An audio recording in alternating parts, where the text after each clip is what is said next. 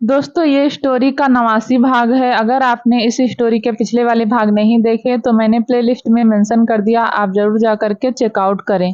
रूहान ने रिचा से सॉरी भी कह दिया था, पर फिर भी रिचा उससे मुंह फुलाए थी। रूहान रिचा को मनाने के लिए उसके पीछे पीछे घूमने लगा। यह देखकर रिचा मुस्कुराने लगी।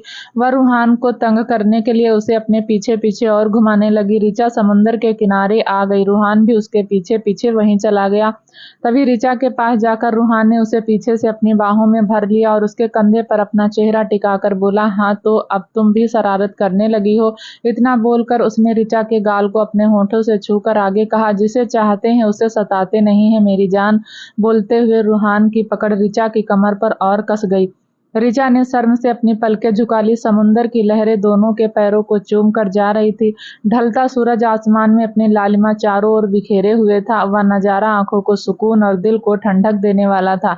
ढलते सूरज के साथ बीच भी खाली होता जा रहा था। यह देखकर रूहान के होठों पर प्यारी सी स्माइल आ गई और उसके माइंड में कुछ अलग ही चलने लगा। देखते ही देखते बीच पूरा खाली हो गया। विवान भी सांझ के साथ अंदर जा चुका था। रिचा ने बढ़ते अंधेरे को देखकर कहा, रूहान जी सब चले गए, अब हमें भी चलना चाहिए।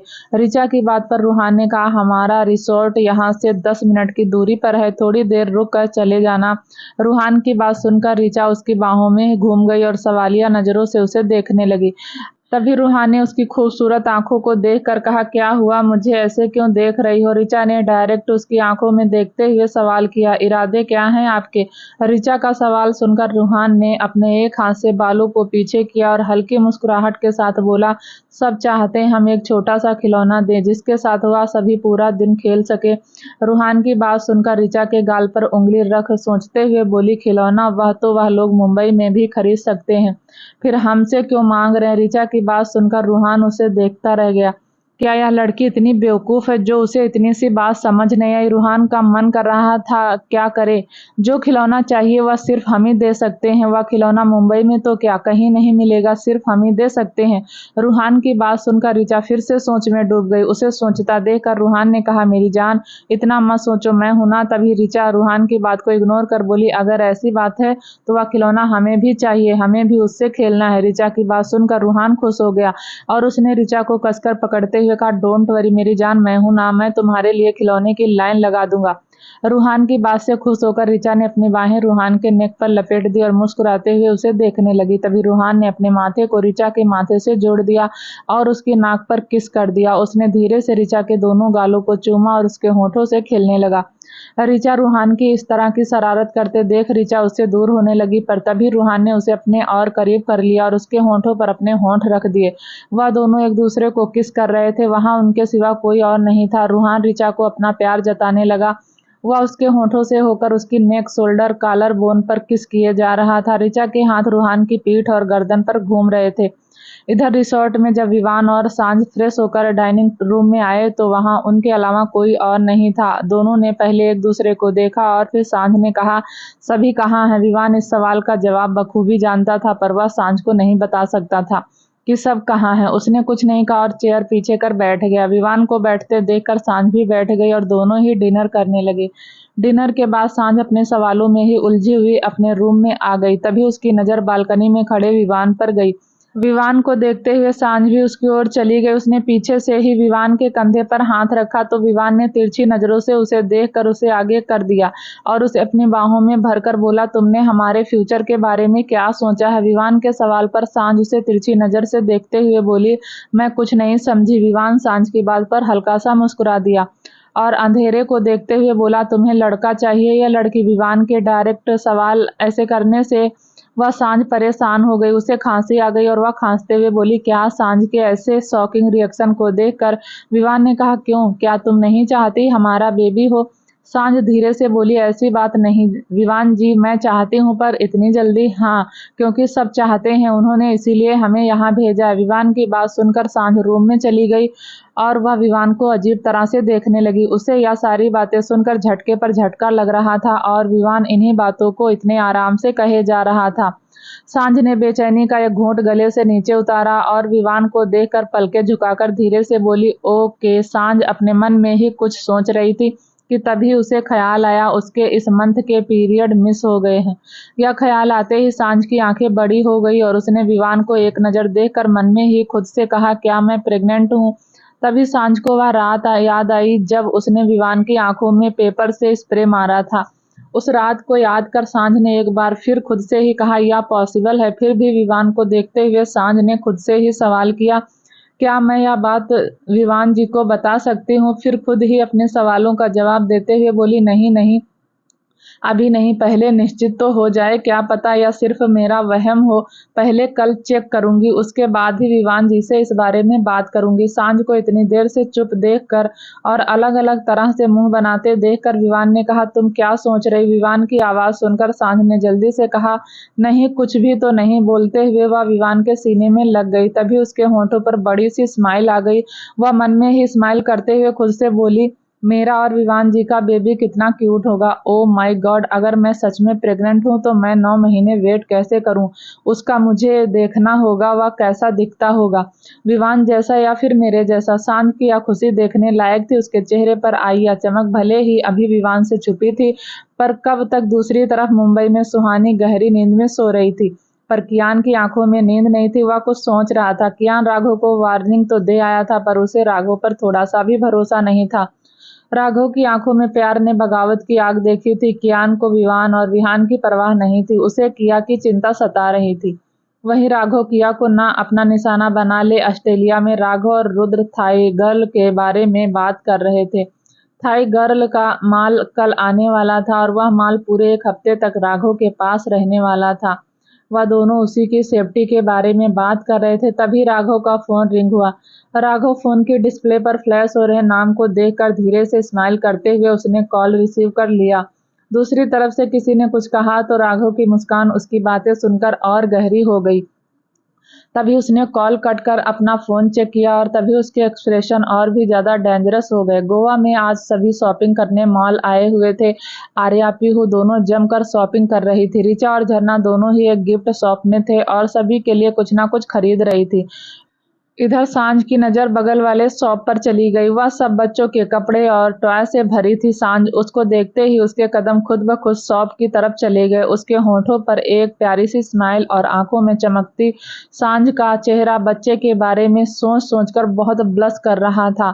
वह शॉप में जाकर छोटे छोटे बच्चों के कपड़े और उनके खिलौनों को छूकर देखने लगी। उसने एक रोबोटिक टॉय अपने हाथ में लिया और उसे देखकर उससे बातें करते हुए बोली, कितना प्यारा है यह, देखो जरा, क्या तुम्हें यह पसंद आया? मैं ले लूं इसे तुम्हारे लिए? बोलते हुए सांझ का हाथ उसके पेट पर था। जिस किसी को सांझ महसूस कर रही थी वह फीलिंग रियल में बहुत अमेजिंग थी, जिन्हें शब्दों में बयां करना थोड़ा मुश्किल था। माँ बनने की फीलिंग होती ही इतनी स्पेशल है। सांझ भी खुद को बहुत स्पेशल फील कर रही थी। उसे ऐसा लग रहा था आज उसका वजूद पूरा हो गया। ऐसा था भी तो, एक लड़की, बेटी, बहू, बहन या सारे रिश्ते निभाती उसके बाद भी वह अधूरी कहलाती है। पर जब वह एक माँ बनती है तो न केवल वह पूरी होती है बल्कि उसका ऑरा भी सबसे ऊंचा, खास और भगवान के बराबर कहलाता है। सांझ अभी तो टॉय से बातें कर रही थी कि तभी उसके पीछे से एक आवाज आई, जिसे सुनकर सांझ पीछे मुड़कर देखने लगी। सांझ के पीछे सेल्स गर्ल खड़ी थी।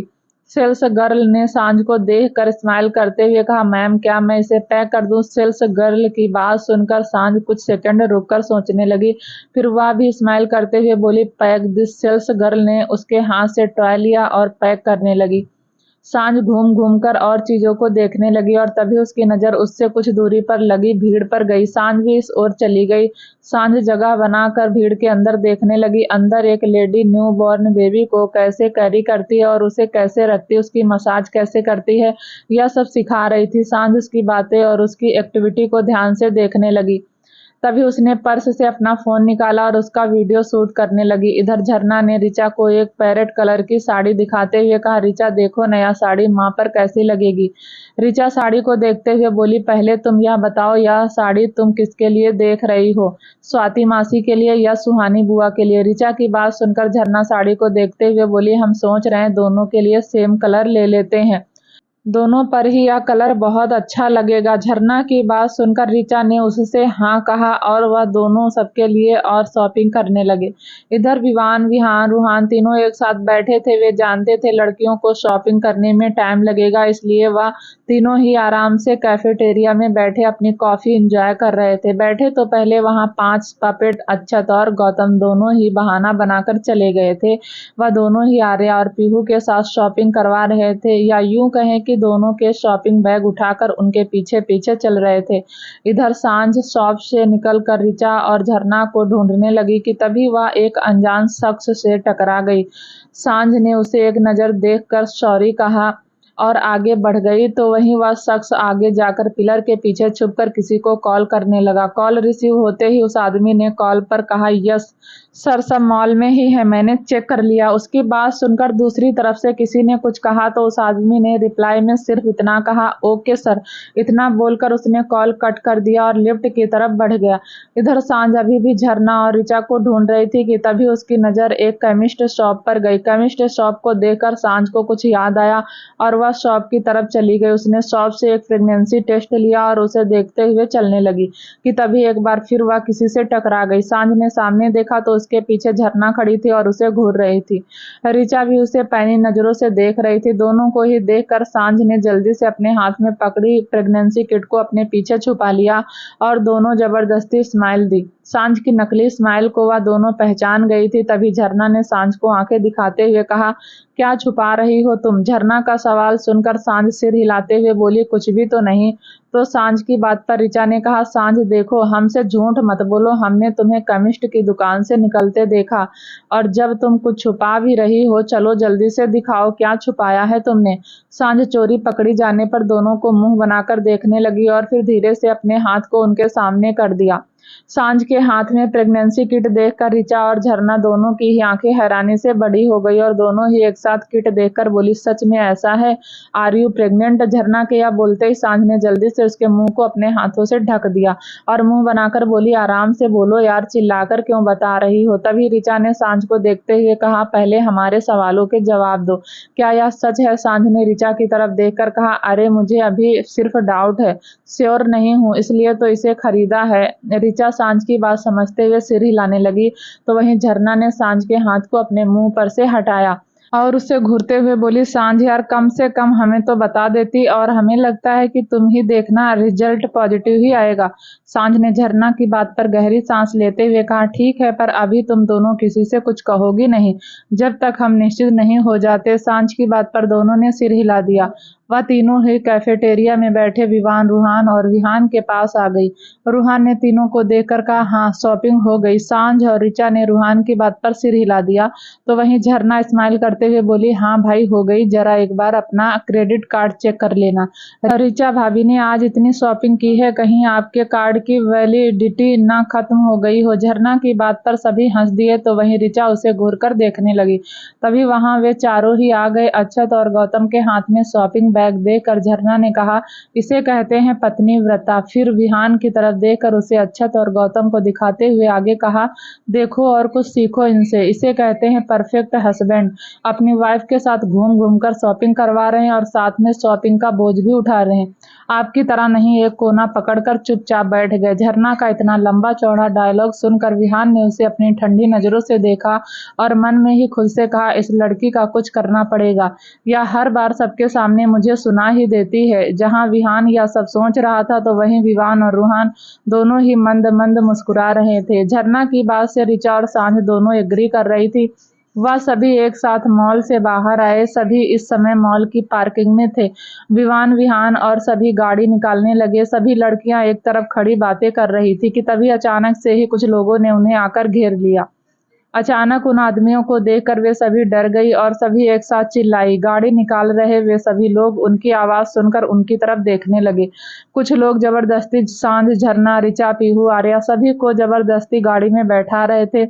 यह देखकर वे सभी कार से बाहर की तरफ जाने लगे। तभी उनके आगे 3-4 आलू जैसी कोई चीज आ गिरी। जब तक विवान, विहान, रूहान को कुछ समझ आता, तब तक उनसे निकल रहे धुएं ने उन्हें अपनी आंखें बंद करने पर मजबूर कर दिया। न चाहते हुए भी विवान, विहान और बाकी सभी को अपनी आंखें बंद करनी पड़ी। उनकी आंखों में तेज जलन होने लगी थी। इसी बीच वे आदमी लड़कियों को किडनैप करने में कामयाब रहे। जब धुआं छटा और उनकी आंखों की जलन कुछ कम हुई तो उन्होंने आसपास देखा तो अब वहां कोई नहीं था, ना ही लड़कियां ना ही आदमी। विवान और विहान ने गुस्से में अपनी मुट्ठी भींच ली। रूहान के चेहरे के एक्सप्रेशन भी सख्त हो गए थे। तभी विवान ने उस तरफ देखा जहां वे सभी खड़ी थी। उनके हाथ में पकड़े शॉपिंग बैग सब वहां गिरे पड़े थे। विहान उन बैग्स के पास आया और उन्हें उठाने लगा। तभी उसकी नजर उसी टॉय पर गई जो सांझ ने खरीदा था। विवान ने उस टॉय को उठाया और उसे देखते हुए कल रात सांझ और उसके बीच जो बात हुई उसे वह याद आने लगा। और तभी विवान की पकड़ टॉय पर और कस गई। तभी विवान के मुंह से निकला, राघव, यह तूने अच्छा नहीं किया। विवान की टोन रूड से भरी थी। दूसरी तरफ राघव के भेजे गए आदमी सांझ, झरना, ऋचा, पीहू, आर्या सभी को लेकर समुद्र तट पर आ गए थे, जहां एक शिप उनका पहले से ही इंतजार कर रही थी। गन पॉइंट पर राघव के आदमियों ने सभी लड़कियों को शिप के अंदर बैठने पर मजबूर कर दिया। वे सभी एक दूसरे को देखने लगी और फिर एक एक कर वे सभी शिप में बैठ गई। राघव के कहे अनुसार शिप वहां से तेजी से निकल गई। कल जब राघव को कॉल आया था वह कॉल किसी और की नहीं, उसकी इन्फॉर्मर की थी। उसके इन्फॉर्मर ने पता लगा लिया था कि विवान और विहान दोनों कहाँ हैं। राघव अपने लॉस की भरपाई करना चाहता था, साथ ही उसे अपना बदला भी लेना था और विवान और विहान को सबक सिखाना चाहता था। इसलिए राघव ने सीधे दोनों पर ना वार करके दोनों की कमजोरी को निशाना बनाया था। इधर मुंबई में लड़कियों के किडनैप होने के कुछ ही देर बाद कियान को खबर हो गई थी। वह अभी इसी बारे में सोच रहा था कि उन्हें वापस कैसे लाया जाए। कियान जानता था इस बार राघव कोई कसर नहीं छोड़ेगा। उसने इतनी सेफ जगह उन्हें छुपाया होगा जहां उन्हें ढूंढना मुश्किल होगा। कियान को सोचते देखकर रेहान ने कहा, हमारे समझाने का उस पर कोई असर नहीं हुआ। अब आगे क्या करना है, कैसे ढूंढेंगे हम उन्हें? रेहान की बात सुनकर कियान ने कहा, जब गीदड़ की मौत आती है तो वह शहर की तरफ भागता है। कियान अपनी बात कहकर चला गया तो वहीं रेहान कियान की बातों का मतलब समझकर मुस्कुराने लगा। वह एक आइलैंड था जिसके चारों ओर सिर्फ पानी ही पानी था। एक बार कोई उस आइलैंड पर पहुंच जाए तो उसका वहां से वापस आना नामुमकिन था। राघव ने सभी लड़कियों का किडनैप कर उसी आइलैंड पर रखा था।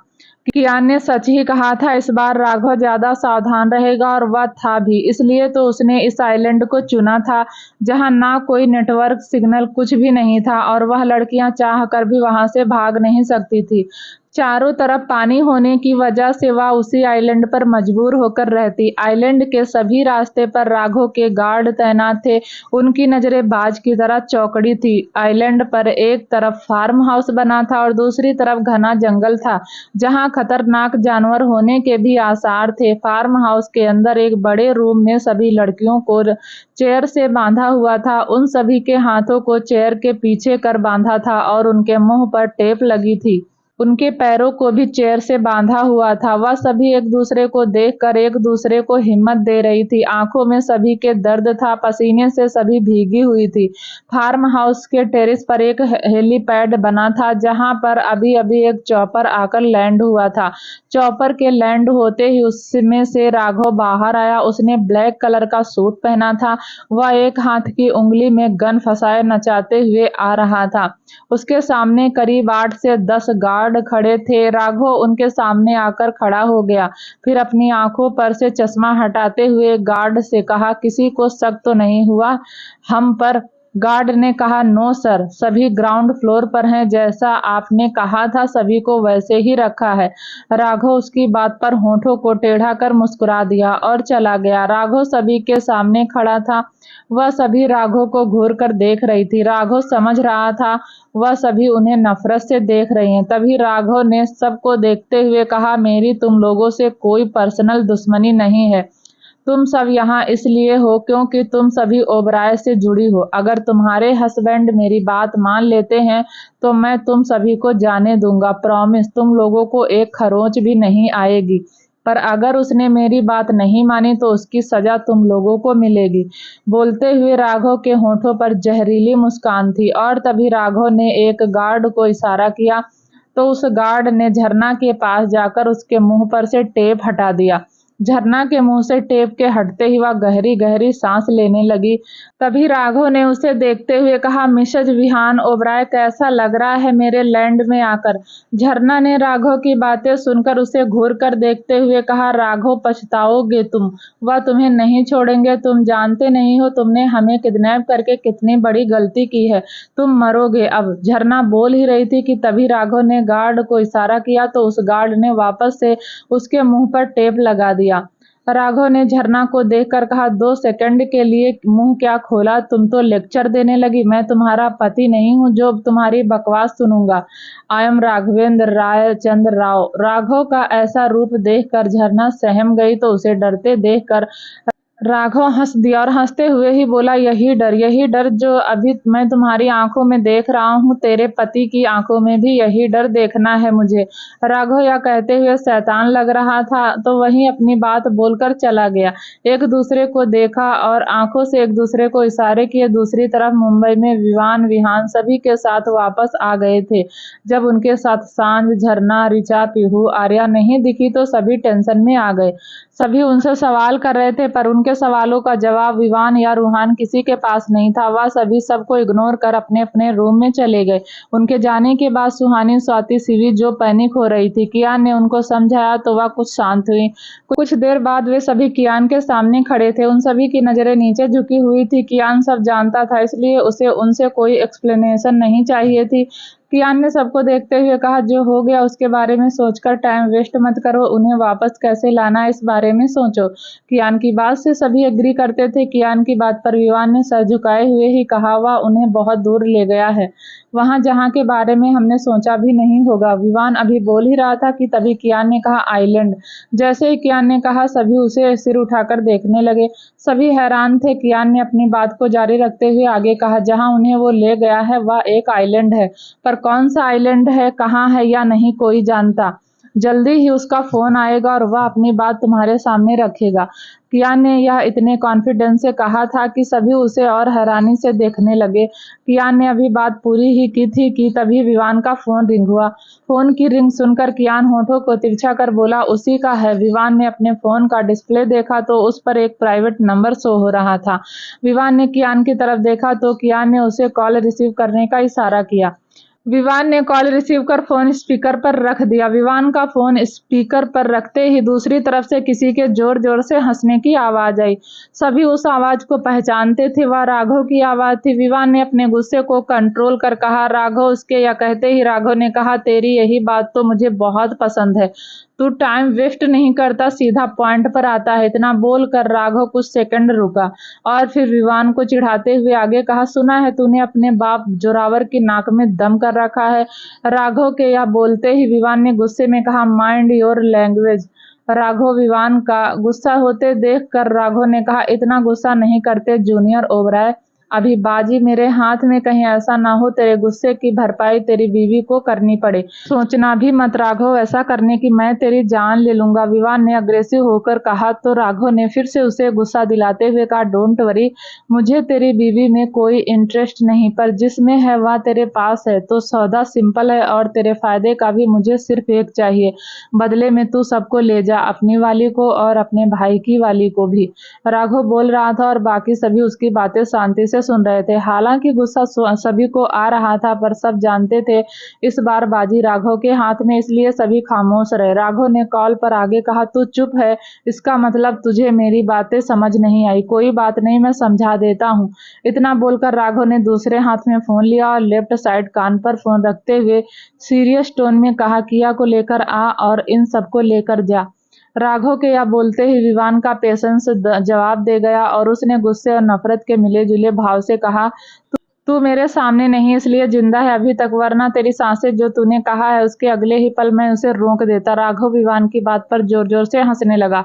विवान ने इधर गुस्से में अपना फोन पटक दिया। कियान यह देख रहा था कि विवान कितना गुस्से में है। गुस्सा तो उसे बहुत आया था पर कियान की हमेशा से एक आदत रही है, वह कभी गुस्से में डिसीजन नहीं लेता, वह गुस्से में भी अपने माइंड को शांत रखता है। जब राघव ने शिवी का किडनैप किया था तब भी कियान शांत ही था और अपनी सोच को ऐसे ही उस सिचुएशन को हैंडल किया था। वहीं विवान और विहान दोनों ही अग्रेसिव हो गए थे। विवान ने बिना किसी की तरफ देखे अपना फैसला सुनाते हुए सबसे कहा, चाहे उन्हें जिंदगी भर ही राघव के पास क्यों न रहना पड़े, पर किया कभी राघव के पास नहीं जाएगी। विवान अपनी बात पूरी कर वहां से चला गया। विहान ने कियान की तरफ देखते हुए कहा, मैं विवान से एग्री करता हूँ। वह भी अपनी बात कहकर चला गया। उसके जाने के बाद रूहान, अक्षत और गौतम सभी चले गए। अब वहां कियान और रेहान ही बचे थे। रेहान ने कियान से कहा, क्या सोचा तूने, कैसे उन्हें वहां से वापस लाया जाए? यह दोनों तो गुस्से में अपना फैसला सुनाकर चले गए। कियान ने रेहान की बात पर कहा, अर्पित को बुलाओ। रेहान ने सिर हिलाया और अर्पित को कॉल करने लगा। इधर स्टडी रूम से निकलकर विवान अपने रूम में जा रहा था कि तभी किया उसके सामने आ गई। किया को जब पता चला उन सभी का किडनैप हो गया है तो वह परेशान हो गई। वह विवान को ही ढूंढ रही थी इस बारे में बात करने के लिए। अचानक किया के सामने आ जाने से विवान रुक गया और उसे देखने लगा। किया को देखते ही उसे राघव की कही बातें याद आने लगी हो। तभी उसने गुस्से में अपनी मुट्ठी कस ली। किया विवान को देखकर परेशान होते हुए बोली, भाई यह सब कैसे हो गया? आपके रहते सांझ भाभी, झरना भाभी, कैसे सबका किडनैप हो गया? किया के सवाल का विवान के पास कोई जवाब नहीं था। उसने किया के सर पर हाथ रखकर कहा, तुम्हें परेशान होने की जरूरत नहीं है, वह सभी आ जाएंगी, मैं सबको ले आऊंगा। पर भाई परेशान, किया ने अभी इतना ही कहा था कि तभी विवान के पीछे से आते हुए विहान ने कहा, किया हम सब कह रहे हैं ना, सब ठीक कर देंगे, हम तुम्हें परेशान नहीं होना है, तुम्हें हम पर भरोसा नहीं है? विहान की बात सुनकर किया ने कहा, भाई ऐसी बात नहीं, वह राघव वह बहुत खतरनाक है, पागल है वह, उसका कोई भरोसा नहीं। किया की बात सुनकर विहान ने उसे समझाते हुए कहा, कितना भी खतरनाक क्यों ना हो वह तब तक कुछ नहीं करेगा जब तक हम उसे वह ना दे दे जो उसे चाहिए। विहान बोलते हुए एकदम से रुक गया। उसे एहसास हुआ कि वह फ्लो में क्या बोल गया। उसने विवान की तरफ देखा तो विवान उसे ही घूर रहा था। तभी किया ने दोनों के एक दूसरे की तरफ देखते हुए कहा, क्या चाहिए राघव को? किया की बात सुनकर दोनों उसे देखने लगे। किया के सवालों का उनके पास जवाब था, पर वह कैसे कहते राघव को तुम चाहिए? दोनों को खामोश देखकर किया ने फिर से कहा, उसे जो चाहिए आप उसे वह देकर सबको घर ले आइए। प्लीज भाई अब इनफ हो गया है, यह सब खत्म करो, जाइए, उसे जो चाहिए उसे आप दे दीजिए और सभी को वापस ले आइए। किया की बात पर विवान और विहान दोनों ने ही एक साथ उसके सिर पर हाथ रख दिया। किया को एक स्माइल देते हुए विवान ने कहा, ठीक है, हम वही करेंगे जैसा तुम चाहती हो।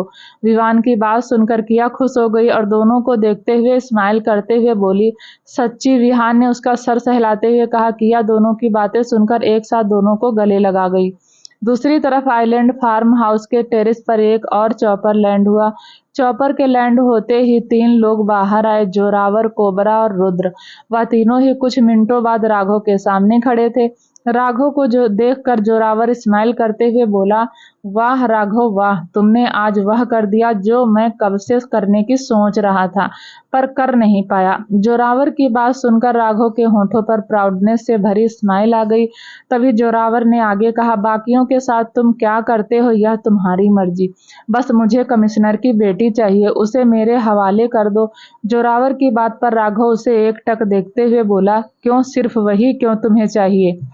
राघव के पूछने पर जोरावर की आंखों में गुस्सा भर गया। उसका चेहरा तन गया और वह गुस्से और नफरत के मिले जुले भाव से बोला, क्योंकि यह वही लड़की है जिसकी वजह से मेरा पालतू कुत्ता आज मुझे ही काट रहा है। जोरावर की बात सुनकर राघव होठों को तिरछा कर धीरे से मुस्कुराया। जोरावर ने एकटक सामने देखते हुए कहा, मेरी सबसे बड़ी गलती यह थी कि कमिश्नर की बेटी का किडनैप करने के लिए मैंने उसे भेज दिया। मैं दूसरे तरीके से भी कमिश्नर को सबक सिखा सकता था, पर विवान को भेजकर मैंने गलती की। उस लड़की ने मेरे पागल कुत्ते को बदल कर रख दिया। बेरहम जल्लाद के सीने में पत्थर बन चुके उसके दिल को उस लड़की ने धड़कना सिखा दिया। बोलते हुए जोरावर ने राघव की तरफ देखा और उसे देखते हुए आगे बोला, उस लड़की ने मेरा बहुत नुकसान किया है। मेरा पालतू कुत्ता जो सिर्फ मेरे इशारे पर भौंकता था, उसे उस लड़की ने काटना सिखा दिया। जिस ताकत के दम पर मैं सब हासिल करना चाहता था, सब पर अपना हुकूमत करना चाहता था, वह लड़की उसने 1 महीने में ही उसे मुझसे दूर कर दिया। 20 साल से मैं उसे पाल रहा था, पर उस लड़की ने 1 महीने में ही मेरे 20 साल की मेहनत को बर्बाद कर दिया। इसलिए अब उसे मारकर मैं अपने अंदर की इस आग को कम करूंगा। राघव, मुझे वह लड़की दे दो। जोरावर की बात पर राघव ने कहा, लड़की तो तुम्हें मिल जाएगी जोरावर, पर उसके बदले में मुझे क्या मिलेगा? राघव की बात पर जोरावर उसे हैरानी से देखने लगा।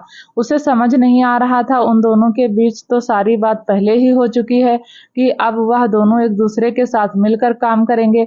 पर यह राघव उससे ऐसी बातें क्यों कर रहा है? जोरावर के मन में यही सब चल रहा था कि तभी राघव ने कहा, इतना क्या सोच रहे हो जोरावर? क्या तुम नहीं जानते जंगल का राजा सिर्फ एक ही होता है और बाकी सभी उसके गुलाम? राघव का यह कहना था कि जोरावर के होश उड़ गए।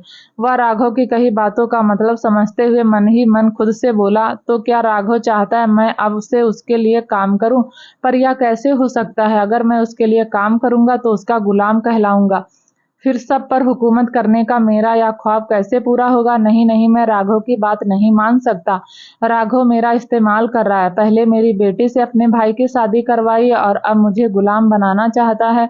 नहीं, मैं नहीं बनूंगा उसका गुलाम। जोरावर को इतना खामोश देख कर राघव ने होठों पर कुटिल मुस्कान लिए कहा, इतना क्या सोच रहे हो जोरावर? क्या वह राय की बराबरी नहीं चाहते?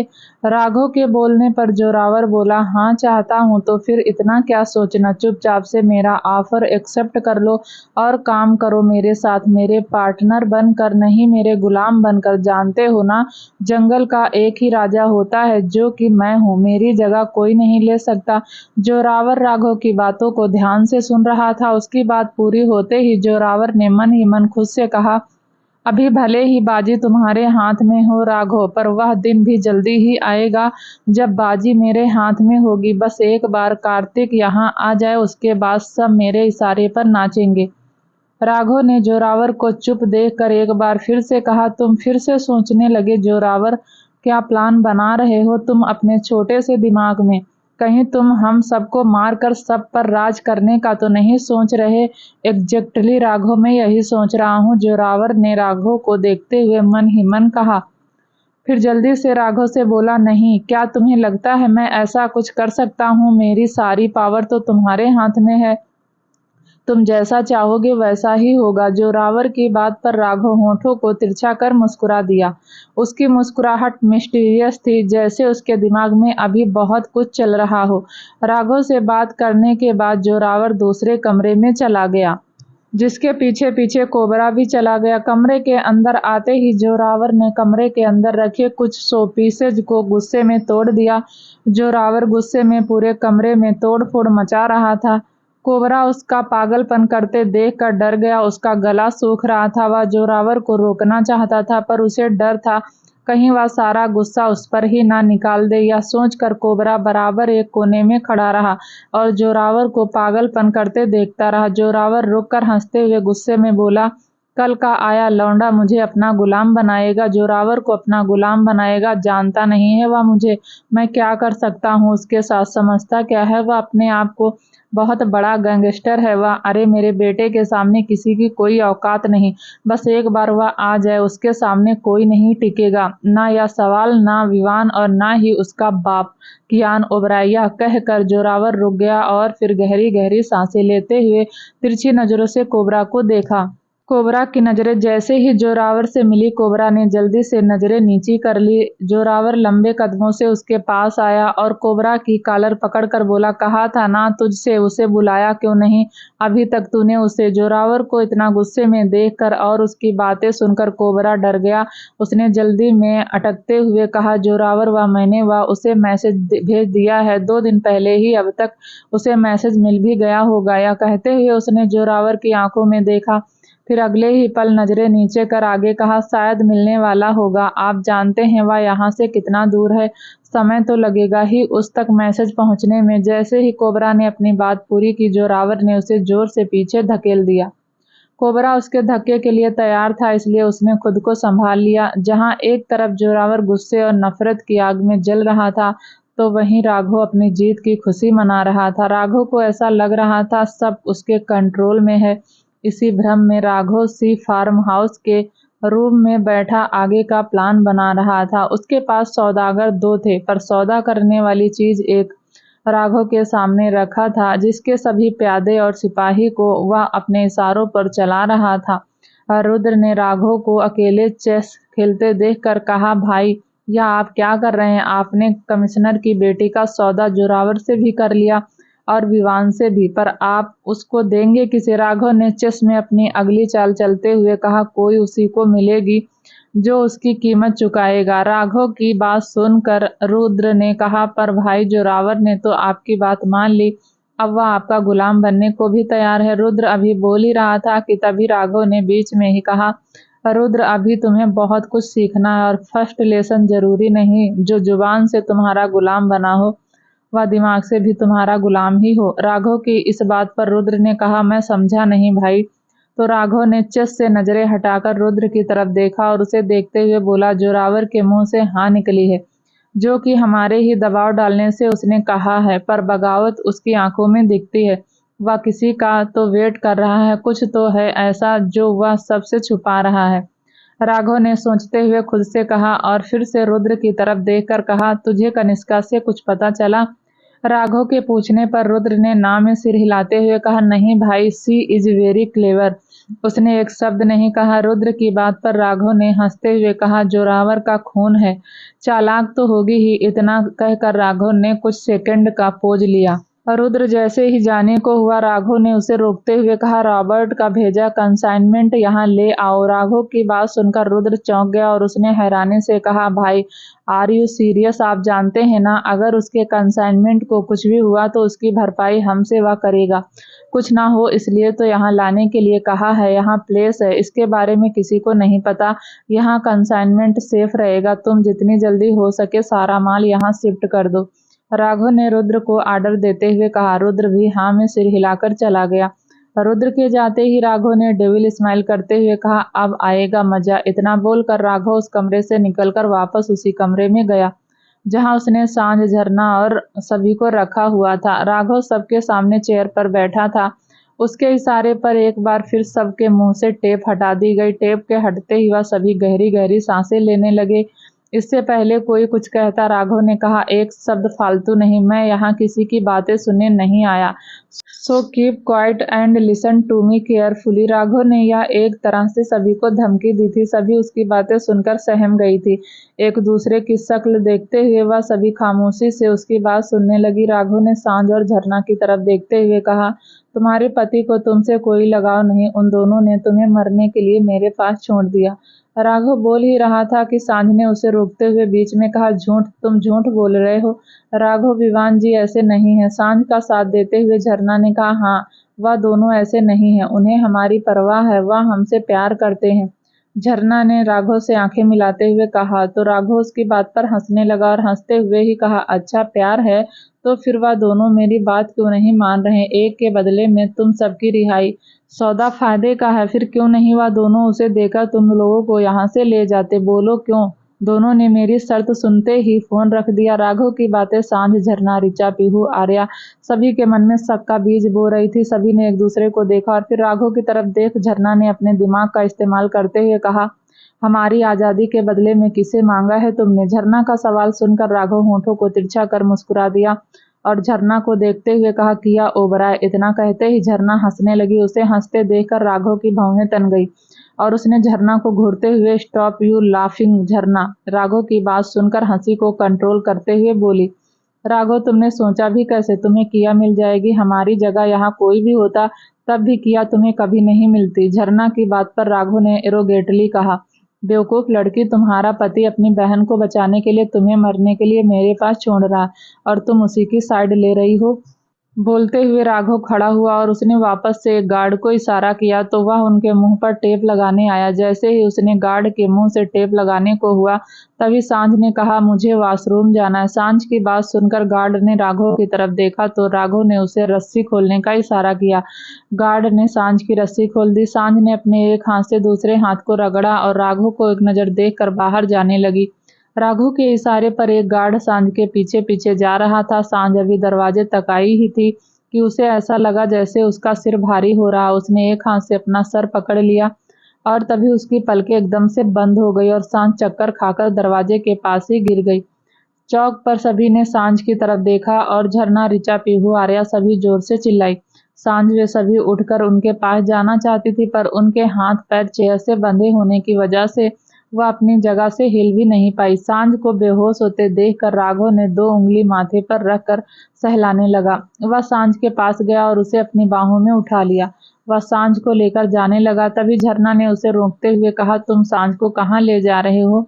राघव ने तिरछी नजरों से झरना को देखते हुए कहा, क्या तुम चाहती हो यही मर जाए? उसकी बात सुनकर झरना खामोश हो गई। राघव ने इशारा किया तो गार्ड ने सभी के मुंह पर टेप लगा दिया।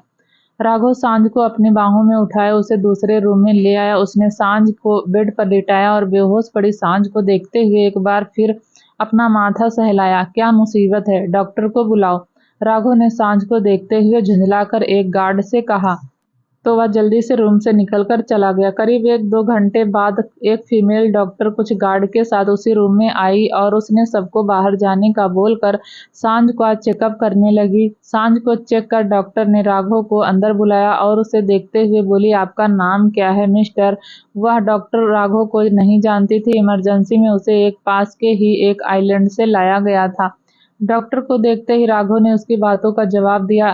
डॉक्टर राघव का खड़ूस चेहरा देखकर स्माइल करते हुए बोली, कांग्रेचुलेशन मिस्टर राघव, आप पापा बनने वाले हैं। डॉक्टर की बात सुनकर राघव सदमे में चला गया।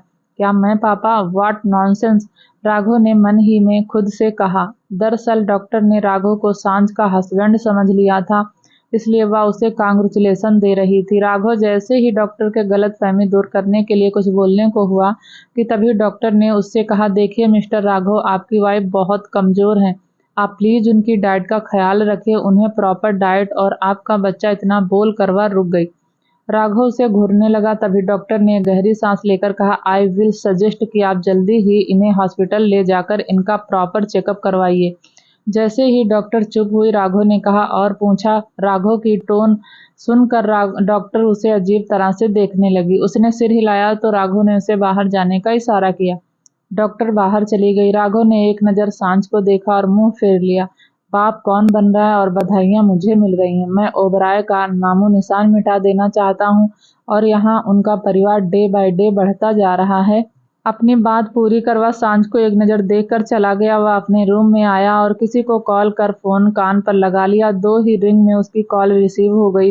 कॉल के रिसीव होते ही राघव ने कहा, कांग्रेचुलेशन विवान ओबराय, तुम पापा बनने वाले हो। क्या होगा आगे जानने के लिए प्लीज़ दोस्तों चैनल को लाइक शेयर सब्सक्राइब जरूर करें, ताकि जब भी वीडियो डालें आपको नोटिफिकेशन तुरंत मिले। तब तक के लिए नमस्कार, धन्यवाद।